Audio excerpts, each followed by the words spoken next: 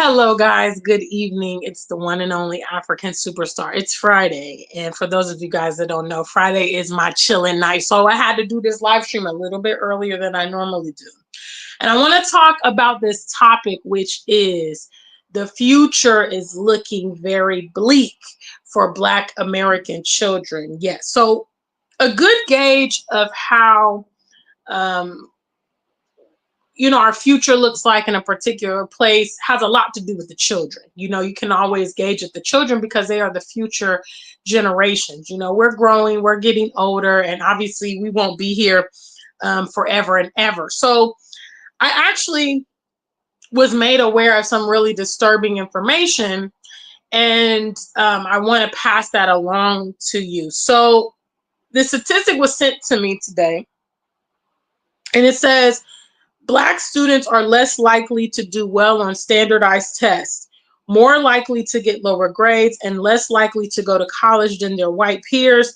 And on many measures, the gap has hardly changed over the last 30 years. The reason why this is so concerning, because I've actually been hearing from some of my friends that are in the US currently and have visited the US recently, I'd say within the last year or so, interacting with the youth, interacting with the children, and seeing a lot of disparities. So I've been receiving some text messages from one of my friends who's currently visiting the US and is doing substitute teaching while they are there.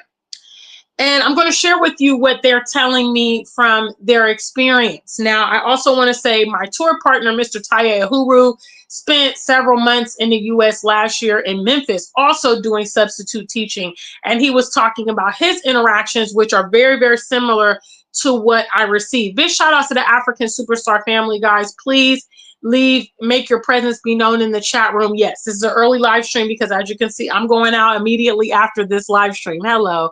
Yes. If you're happy to see me, make sure you like the stream and make sure you're a part of our conversation. Okay, so I received a long text message, all right, from my friend. I'm going to read it for you. Are you guys ready? Hello, let me see somebody in the chat room before I get started. Make sure I'm not talking to myself. Hello, are you guys there? Are you guys alive? Let me hear from you in the chat room. I just want to make sure you're there.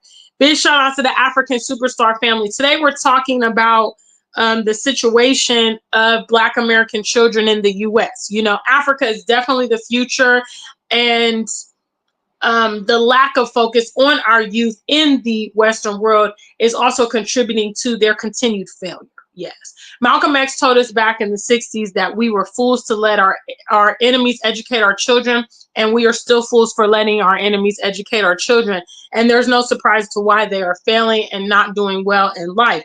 And this just fuels a lot of resentment towards, for instance, a lot of immigrants that are coming from outside of the US who are able to come in and compete and get into some of these higher professions because they're simply, these people are grooming their children. You go see what the children are learning in Asia. You go see how the children are learning here in Africa. The proof is in the pudding, because people that are leaving their homelands, coming to the Western world, totally different culture, new environment, everything, are still able to excel. What does that say? What does that say? I'm waiting for somebody in the chat room before I get started. Hello. If you guys are all spectators, please just leave and come back and watch the playback, because I'm not a statue. Yes. So please, hello. If you're here, make your presence known. I don't see anybody in the chat room, so I don't know if you can hear me or whatever. Today, we're talking about the status of Black American children in the US. Yes. It's not far-fetched to see when we see some of their family members come into my comments. And we can tell that they are really lacking emotional stability, comprehension, just the basics. And these people are actually parents to children, which they are not going to help them in the future. Thank you so much. Finally, Lord have mercy. All right, so I'm going to read this message that I got from one of my friends who's currently substituting in the tri-state area in DC, okay? She says, I'm subbing at schools that have mixed ethnicities: whites, blacks, Hispanics, and a few Asians and some Arabs. The Black kids from the African parents are mostly well behaved. The Black American boys and Black girls are ghetto acting. Even at schools where they live in upper class neighborhoods, the young Black boys call each other niggas all day. They absolutely refuse to do their work. They act like they can't sit still, insist on being class clowns, and disrupting the class.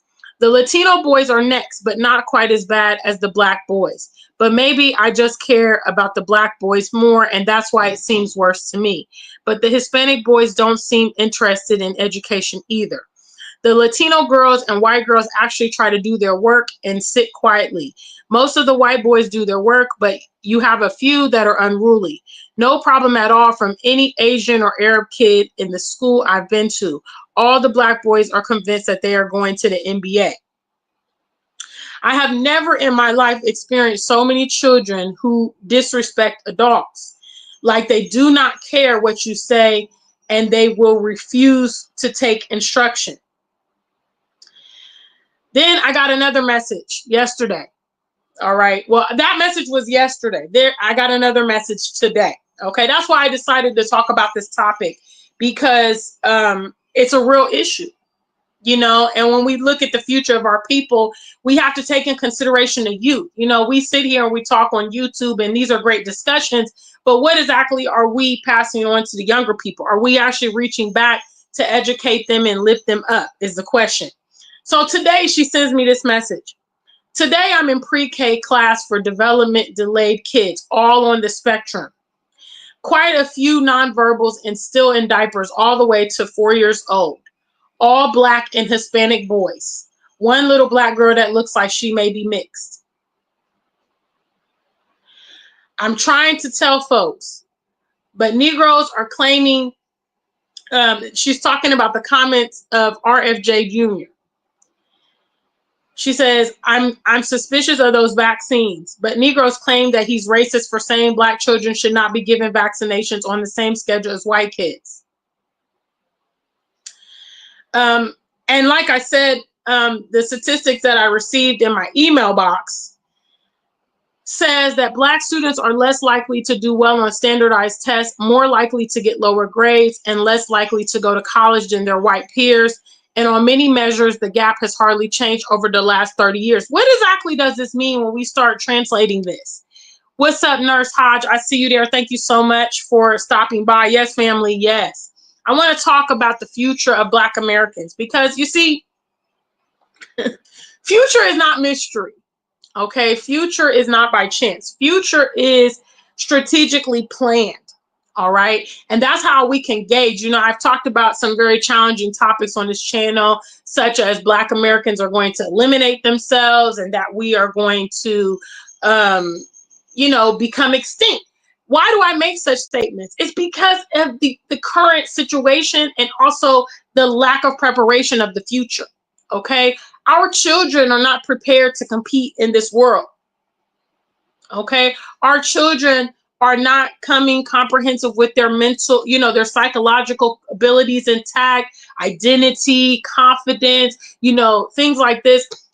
So what ends up happening when you have a child that's so challenged on the foundational level, you can just guesstimate how they're going to function as an adult. Okay, there's a lot of studies and statistics to back me up in regards to when a person has a very chaotic or a childhood full of lack, it really impacts them as adults. Shout out to the African Superstar family. Guys, if you have had some type of acquaintance, okay, maybe a friend, maybe a lover that had a challenging childhood, let me see a number one.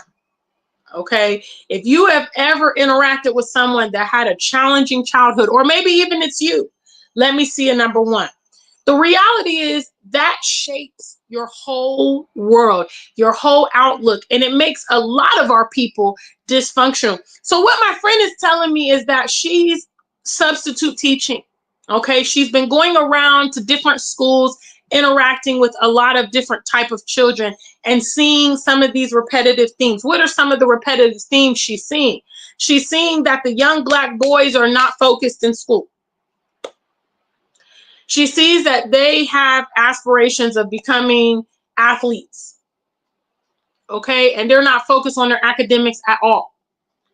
These are future husbands, you know, fathers, Black men, future Black men, okay, and that's where their mind is. And obviously, it also speaks volumes to the home environment. Because, hello, when I was a kid, when I was a kid, my parents was all in my business. Hello. I don't know if any of you guys can relate. My parents was all in my business. I didn't have anything called privacy. I didn't even really have an opinion. My parents didn't care. And if ever I was getting trouble in school and all of that, or not doing my work or whatever, there was consequences to bear. I feared my parents growing up, and they say, I think it's in the Bible, the fear is the beginning of wisdom, because you need to have some parameters in your life. This is another fallacy that the Western world tries to pump into its people, is that freedom is no boundaries. And that's not true. Again, you can look at nature and see everything has a frame. Even the ocean has a frame. Even the sky and the earth have frames. Everything has a boundary. Okay. And just because you have access to a thing doesn't mean you have to participate. Wisdom is always needed, but unfortunately in the Western world, wisdom is doing any and everything, spreading yourself thin and often getting into wayward lifestyles. That's what freedom is being considered. And so we have a generation that's coming up that is going to be even more problematic than the current generations we're dealing with now, quite frankly, because they lack just the basic abilities to concentrate. And when I think about skilled professions, like sometimes I think about it. I think about firefighting. I think about pilots. I think about medicine. These type of skills that need intelligent people, that need people that are critical thinkers, because a lot of their functions are life and death. Everything that I've just mentioned is life or death. You don't want a firefighter coming to your home that doesn't know how to put the fire out. Okay, it's life or death. If you are in a burning building, your child's in a burning building, you need someone who is well trained, to come to your rescue. Nobody wants to deal with a medical professional that doesn't know what the hell they're doing. Again, life and death. They can prescribe medication for you that could kill you. They can botch a surgery or something, or they can misidentify an illness that could lead to your premature death. You see, and when you're dealing with students like this, okay, let's say, from the whole synopsis, I'll read the email again. From the whole synopsis, it looks like the Black boys are those that are underperforming compared to all the other students. She said the Asians and the Arabs are completely on task. She said the Latino girls and the white girls are on task. Okay, she said, of course, the little Black girls, they might have a little bit of attitudes, but they're also more academic. But unfortunately, the Black men are at the bottom of the totem pole. The young Black males in the school system are at the bottom of the totem pole.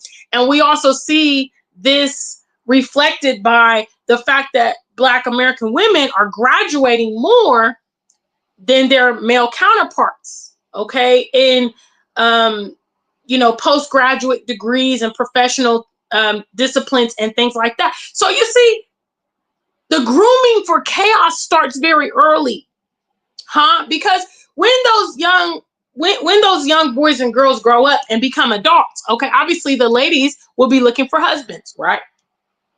They're going to want men that are on their page. They're going to want men that they can relate to, that are on their level in life, right?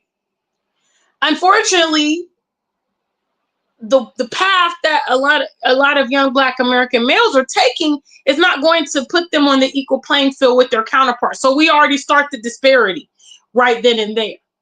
Okay, in terms of the economy, all right, if these students are failing in their academics, that means they're not going to be the high earners. That means they're not going to be the CEOs. That means they're not going to be in the very, sought after professions, right?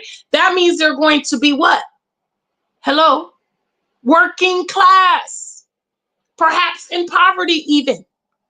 Because since they're not gaining skills, since they're not entrepreneurs, that puts them in an advanced risk for a terrible lifestyle, right? Because guess what we need every day? Shout out to the African Superstar family. I see just about like 2-3 of you in the chat room and about 16. Hello, can we get it popping in the chat room, please? This is a live stream. I tell you guys the same things every day. Please. Hello. Live streams are interactive. If you're not ready to be interactive, why watch me live? I just don't get it. I mean, yes, I know I'm fun, I'm engaging, I'm pretty, whatever, but let's be real here. Okay, today I'm talking about the state of young Black American children. All right, I've been getting some correspondence from a very dear friend of mine who's currently in the U.S., who has been substitute teaching and sharing with me what she's seeing in the schools, and is really disturbed by what she's seeing in the schools. And you see, when I make such bold statements, as in Black Americans are going to become extinct and Black Americans are eliminating themselves, these are some of the things I'm talking about, because we're not marketing our children to be competitive in the future. Okay, we're rather going to compound the problems that we are experiencing right now in our generation, because we're not even looking at those problems, identifying the way forward. Okay, we're rather going back and forth with each other about erroneous things instead of trying to constructively say, okay, what can we do to bring some cohesion to our community, and how can we measure to our kids? When I visit the U.S., I often go and speak at schools. Okay, I have a few friends that are educators, and they always open their classrooms to me, like my little sister, a couple of friends of mine. I've prepared presentations, and I can tell you, I have had presentations with juniors and seniors primarily is who I have gone to visit so far. And when I go in the classroom, the children are astounded. I mean, they are absolutely astounded to see someone that grew up in the same state as them. I've even gone back to my former school, Fort Hayes, where I graduated from, and they're astounded to see that someone from their same environment has gone into a much larger lifestyle. Okay, but what I realize when I go back and speak to the kids, and it's just as simple, usually what I do when I'm in the US, I will post on my Facebook, hey guys, if you would love me to come and do a presentation to your class, come speak to your students, please let me know. And that has been, my friends that are educators will reach out and say, yeah, come to my class, come to my school, this kind of thing. And the children, I mean, it was shocking to me, actually, because obviously I knew I was going to be speaking to teenagers. So I thought, they're probably, teenagers, they can be a little moody, they can have attitudes, they can be class clowns or rude and this kind of thing. And when I tell you, I did a whole 30-minute, PowerPoint presentation, and I didn't hear a pin drop in that class. The kids were hanging on my every single word. They were just like amazed. And then I did question and answers, and they had so many questions, and they were like, so like, you really live in Africa? And I was like, yeah. And they were just like completely astounded. And what I learned from that experience is that a lot of us are not reaching back to our children. A lot of us are not even interacting with them on a remotely adult level. A lot of us are not paying forward the information that we have received. Some of you guys are parents, but some of you are not. And that doesn't mean that you cannot reach out and have interactions with our youth, because our youth are tomorrow. And that's why, although I don't have children, I'm very involved with several of my nieces and nephews. I am literally the favorite auntie to so many of my nieces and nephews. I keep up with their affairs. I talk to them. I try to spend time with them. I impart knowledge into them whenever I get the opportunity, because each one teach one. It's a very simple concept. Okay, this is a concept that our ancestors have talked about for centuries, which is it takes a village to raise a child. That responsibility cannot, purely be on the parents, especially when we see that many of the family units are struggling.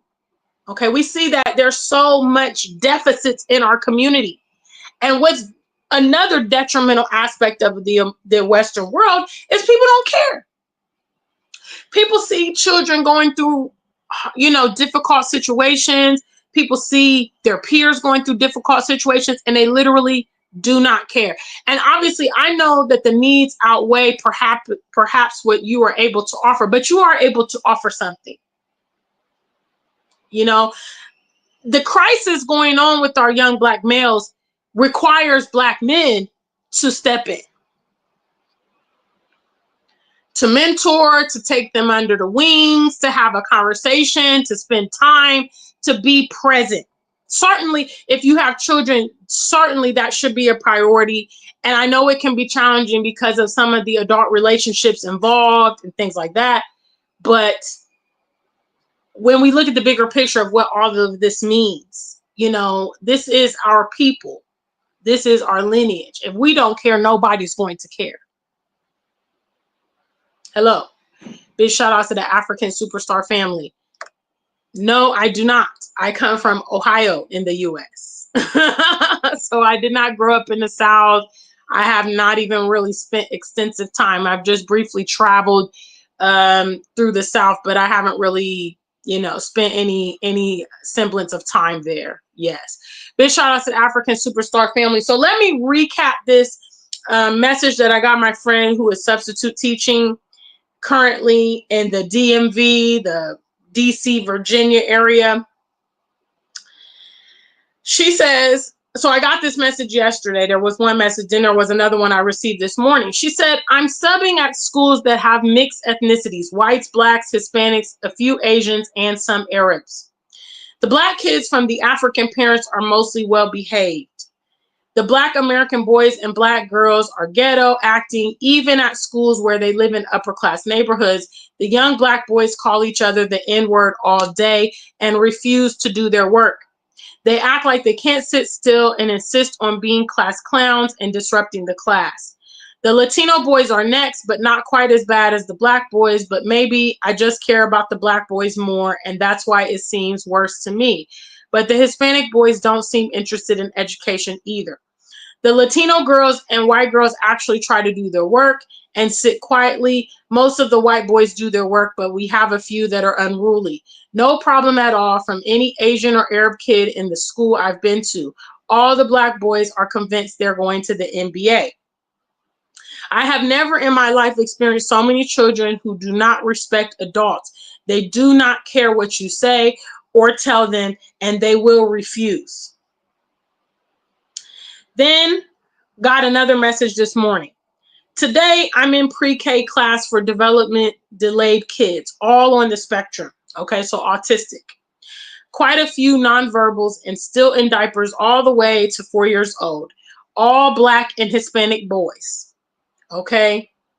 One little Black girl that looks like she may be mixed. It might be those vaccines, just like RFK Jr. is trying to tell. But Negroes claim he's racist for saying Black children should not be given vaccinations on the same schedule as white kids. Okay. Shout out to the family. So today I'm talking about the stats. I'm talking about what I'm hearing. This also mirrors what my tour partner, Mr. Taye Uhuru, told me when he spent several months in Memphis, Tennessee last year. He was also substitute teaching, and he was saying the same exact things as my friend is telling me. The kids can't concentrate. The young Black males are not serious. They're rowdy. A lot of fights and things going on in school and all of that. And so what I'm telling you is the future looks bleak. Okay, when I try to tell Black American people this, they get all emotional and they get worked up. But the reality is that looking at the state of our youth is a direct correlation to the future. Okay, now obviously they're kids, they can turn a leaf and they can straighten up and all of that. But in reality, your foundational years are so critical to how you become as an adult. Okay, and it seems like to me, our people are not focused on the youth. Whereby other ethnicities invest heavily in their youth, such as the Jewish, such as the Chinese, the Arab community. I mean, they go to bat for their kids. Unfortunately, in the Western world, I see the same kind of dynamic in the UK. You know what I mean? The Black British kids, again, they're at the bottom of the totem pole. They're being outperformed by immigrant children and all of this and that. You know, so I would say, hey, a lot of people try to contest with me. What is the situation of our youth in that environment? Okay, the statistics are not looking favorable. All right, Black students are less likely to do well on standardized tests, more likely to get lower grades, and less likely to go to college than their white peers. And on many measures, the gap has hardly changed over the last 30 years. Some of you guys will swear up and down that Africa's not the future and that, you know, the Western world is better for our kids. Well, these statistics are not saying so. And what I'm saying is the disparity that's being displayed in these youth is a pretty good snapshot of what their adulthood's going to look like. Okay, I'm not saying that everybody's got to be a nuclear engineer and things like that, but you need to gather basic skills just to negotiate life. Okay, the less prepared you are for this adult life, the more you're going to get beat up. And what ends up happening is because you're not competitive in an academic way, okay, which means that it will be difficult for you to find and secure employment and or blah, blah, blah. Okay, that also translates into what?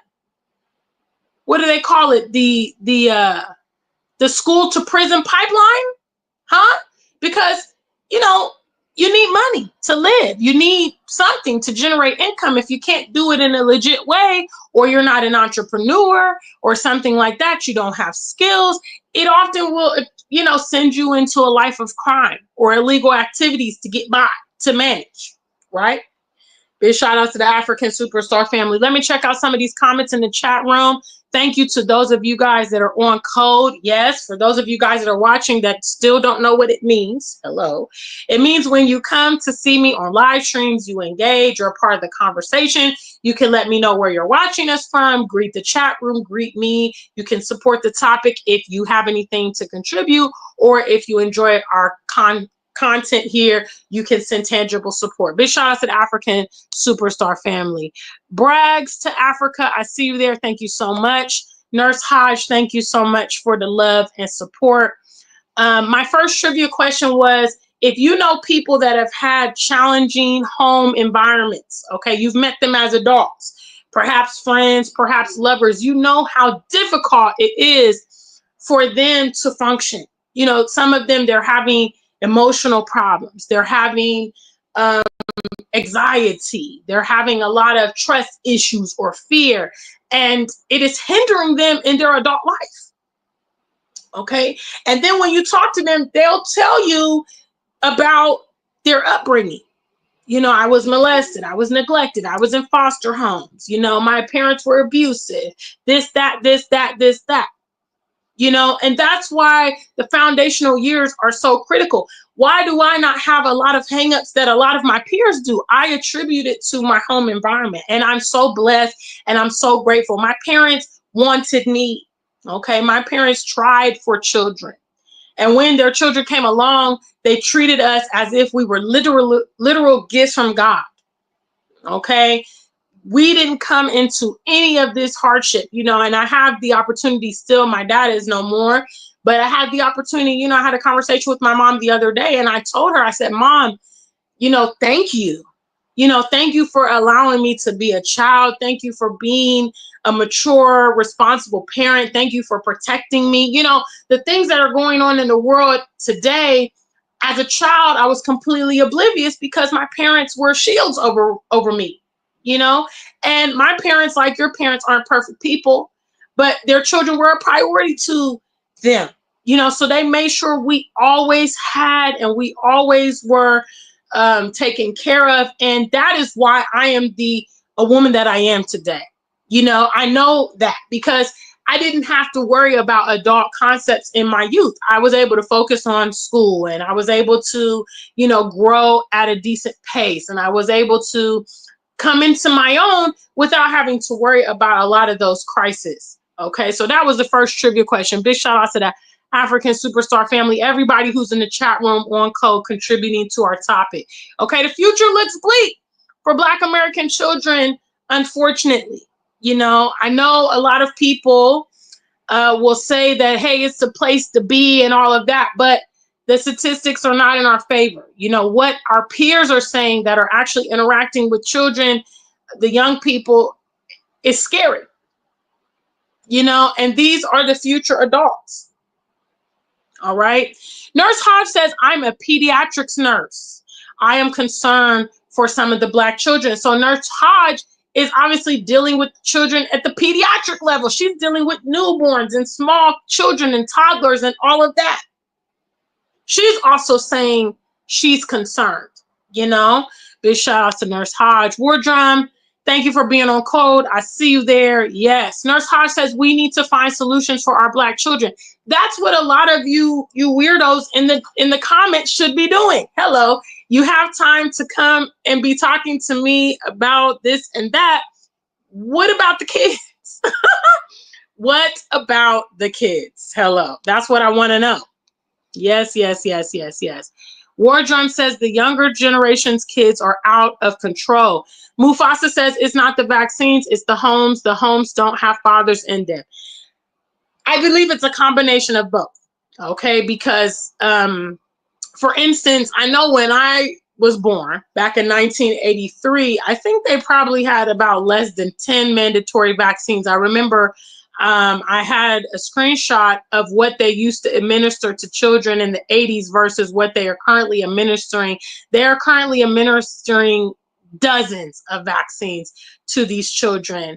And I don't think that that is a coincidence with the skyrocketing nature of a lot of these neurological problems and this autism. Everything has suddenly skyrocketed. And, you know, one thing I learned in school is called common denominator. Okay, do you guys know what a common denominator is? When you take certain factors and you start looking and comparing, a common denominator is going to be something that is flush. Okay, so when you look at the change of some of these diseases and you look at, okay, what is different about the way these children are being handled or so on and so forth, you can't miss that correlation. Okay, and it's very interesting that autism is skyrocketing in the Western world, but there are live births happening here in Africa, across India, the Latin world, and they are not registering the same amounts. Now, people will say, well, vaccines prevent disease and so on and so forth. You know, I'm just saying. I'm just saying. Now, if rates of vaccine were skyrocketing around the world, irrespective of location, we could outrule the vaccines. But, you know, I don't know. And you're actually having, for instance, African parents, African migrants. So let's say you have two Nigerians who have left Nigeria and given birth in the UK. Maybe they've had kids in Nigeria. Their children have been born fine, able-bodied, whatever, no issues. Then they go to the UK, they give birth in the UK, and somehow that child that they've given birth is now autistic. What is the difference? Okay, so we have to look at that, you know. But I mean, that's neither here nor there. My own personal belief, I don't trust the Western medical community. I mean, I had a lot of reasons not to. There's a lot of historical reasons not to. So I know that their historical breakthroughs are not in the interest of our people, so to speak. And I know that they have waged biological warfare against our people, even here on the continent. So it's not too far-fetched to think that it could be used as a tool of destruction, especially against our Black males. I mean, we know that our Black males are high on their totem pole. You know, they are targeting them with every facet of society in the Western world. Why wouldn't they use biological warfare? Just go ahead and disarm the child when he's an infant. You won't have to worry about it. He'll become a vegetable. He won't even become a threat because he can't do anything. Okay, again, these concepts are not far-fetched, guys. Think about it. Big shout out to the family. Cyber Queen says, my son needed a black male teacher before he started engaging in school. The teacher went on to become the principal, and my son went to college and was on the dean's list while working the whole time. Shout outs to your son, and we're happy to hear his success story. Absolutely. Black males are needed. Black males are very, very influential. Okay.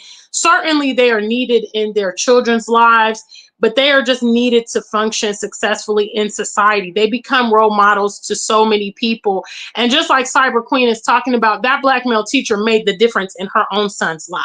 You know, she can definitely attribute to how that was an impact. And probably they formed a bond, a friendship, and your son looked up to this teacher, and this teacher was a mentor to him and inspiration to him. And I'm very happy to hear that.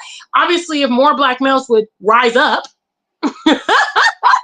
and do the needful, this would be more of a phenomenon. Absolutely. Big shout outs. What's up? What's up? Nick Davis, I see you there. Yes. War Drum. My parents molded me into the man I became. I bucked the system, but I knew the limits. Shout outs. What's up? What's up? What's up? Bug says Jim Crow had nothing to do with that. Killing all the black leaders had nothing to do with that. Flooding drugs into the black community had nothing to do with it. Absolutely. And I just talked about the strategic attack on our people. Okay. Yet again, another testament to why the Black American community is severely challenged, because we are strategically being attacked. And unfortunately, a lot of people don't recognize the attack. They continue to minimize the attack like it's not going on. You know, this person just talked about several attacks, several strategic measures that were put in to try to suppress or eliminate our people. You know, I obviously believe that that environment is just so toxic that to be there and remain there, it just spells imminent death. You know, that's all I can see, because even you as a high performing person, you then become more targeted in that environment, because they're going to see you as a threat, and they're going to worry that your God-given influence may begin to impact your community, and they see a positive black role model as a threat. Okay. And that means that even if you're performing well, that then becomes a threat. Then you have to worry about your autonomy and your safety just because you are not succumbing to their attacks. Bug says it's funny how they took down all the boys and girls clubs and put up more presents. I actually used to go to the Boys and Girls Club in Columbus, Ohio. I love the Boys and Girls Club. I used to spend my summers there off of Gift Street. Shout out to all my Buckeyes in the building. Yes. And the Boys and Girls Club, it was a great place, you know, and I know that perhaps it did also prevent kids from getting into trouble. You know, there was activities there. We had a swim team. I remember my personal favorite was ceramics. We used to do ceramics. They had a game room in there. You know what I'm saying? They had all kind of activities to keep the kids occupied. And another thing was kids from all walks of life could come, you know, so even people that were less advantaged, people that maybe were coming from low income environments, you know, they could still put their kids in the Boys and Girls Club and allow their kids to have recreation and avoid the dangers of the streets. Because what I'm talking about is when you render your children useless, okay, the probability of them getting into a reckless life is high. Hello? You see, our future is not by osmosis. When I talk about the future of Black people here, when I talk about the diaspora, I'm looking at a snapshot of the younger generations to dictate that, not us. Okay, I mean, I hate to be morbid, but we have our 1 foot closer to the grave than anything else. Every day we're aging. All right, we're not going to be here in the next 100 years. You know what I mean? Our days are numbered. So obviously the young people are going to be the future of our people. And when we look at how they are growing up, very challenged, you know, without the very basics, and a lot of psychological issues, we know that they're not going to be able to function. I mean, let's just be real, guys. Adult life is hard. Hello, does anybody agree with that? If you agree with that statement, let me see a number 2. Adult life is hard as hell. I'm sure some of you guys have also encountered complex problems in your adulthood, huh? You've had complex problems at the job. You've had financial issues. You've had family problems. Okay, you've had problems with your friends or your children. Okay, you need smarts to negotiate that. You absolutely do. Okay, the fact that you had some skill set to be able to maneuver through those difficulties, or at least encourage yourself that, okay, you know, I can work through this. Let me be patient. Let me do this. Let me do that. That's what made the difference. If you don't have skills to negotiate, adult life is going to take you out, period, because you're just going to be overwhelmed. You're just going to be like, you know what, I'm jumping off the bridge. Who cares? I'm just going to do drugs to not, you know, dull the pain, you know, all these type of things. Your skill set is going to be what helps you to navigate life's challenges. If we are not equipping our young people with these things, the writing's on the wall. Hello? Might I point out, in the US, they can't even determine gender. Okay, President Trump made that determination, but a lot of the American people are struggling to know what is a man and a female, and that there are 2 genders. They don't even know that, much less more complex things that you will encounter in your adulthood. What's up, family? Today I'm talking about the future of the young Black children, because I got an email. I've read it twice so far, so if you've missed it, you'll have to get the playback to hear it.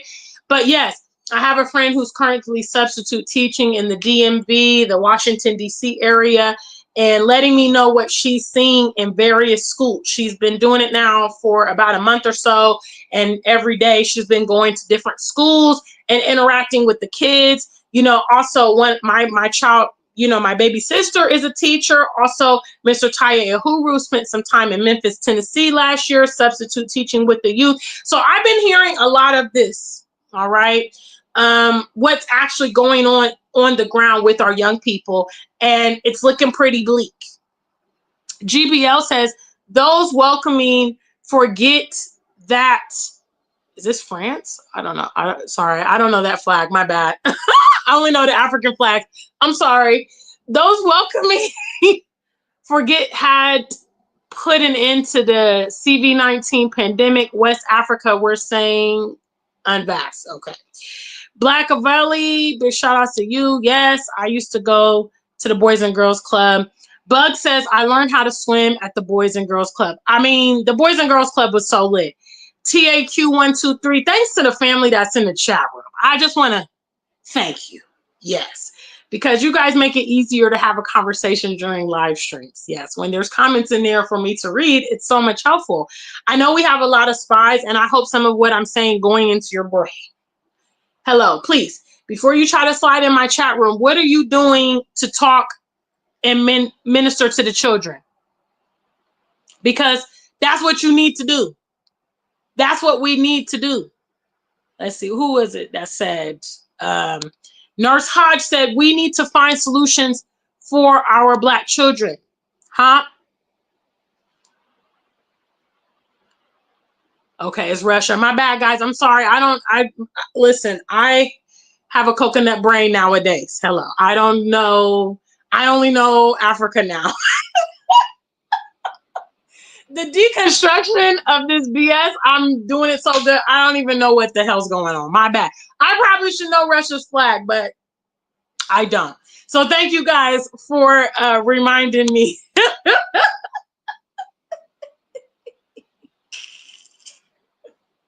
my brain has been there's a phrase here in Ghana. It's called bankulais. Okay, shout outs to Mr. Easy. If any of you guys know Mr. Easy, he's a musician that was very popular here. And he had a song called Bankulais, right? Now, I've mentioned that one of my favorite Ghanaian dishes is banku, right? And so we all have a joke that, oh, Gina, you've been bankulized because you love banku. So my brain is bankulized, okay? I don't know these Western stuff anymore. I'm sorry. It's all Ghana for me. It's all Africa. You start throwing that Cameroon flag down, you throw Nairobi, you throw Uganda, you throw Egypt. I know all of that, but I don't know this Western stuff. I thought it was France. It kind of looked like France, didn't it? It did look like the French flag a little bit.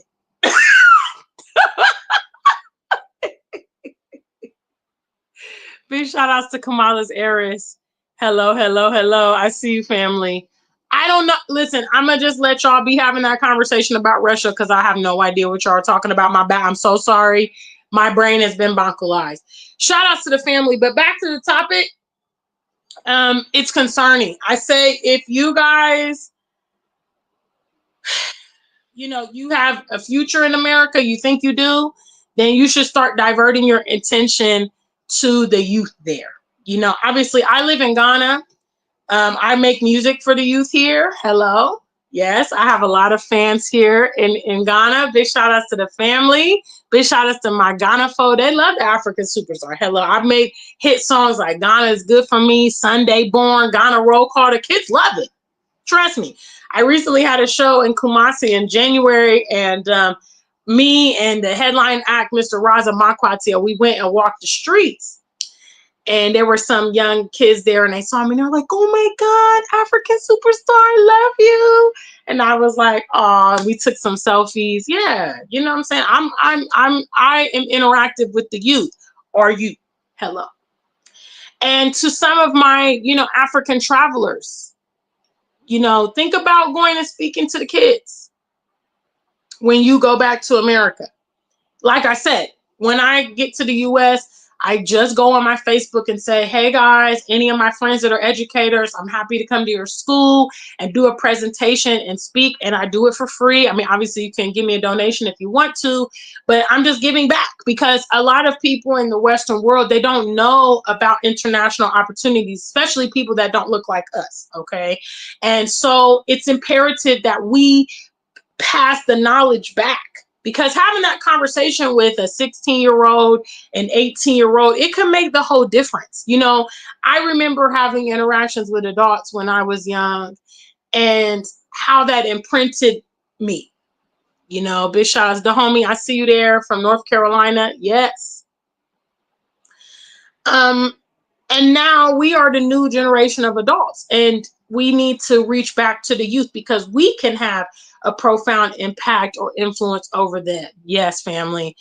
GBL says, in other words, once they invaded Ukraine in February 2022, no new COVID variant has popped up. Okay, well, then they're doing their thing. I don't know. So sorry. My bad, guys. You guys be abreast of all that international stuff. I'm continental now, so I don't know. I'm trying to keep up what's happening here in Ghana, Kenya, Nigeria. You know what I mean? That's what I'm all about. But anyway, guys, yes, I wanted to bring this topic to you. If you happen to see the playback, you can let me know what you think about the comments of this. Again, when I talk about the future of Black America, I'm talking based off the facts. I'm talking about what we are doing currently, okay? Our future is not just going to manifest and come to be. It has to be strategic. That's why places in China, they invest heavily and focus heavily on their young people because they know that they are going to be the proponents of tomorrow. But a lot of people are neglecting the youth of tomorrow and then somehow thinking that we are going to be sustained. How? Even some of you guys, you're busting your back to get property, pay off these houses, start the business or maintain the business. If your kids are not suited to step into your shoes, I mean, I hate to be the bearer of bad news, but it's all moot because when you're no longer there to run it, their kids are not going to either be in position or be interested.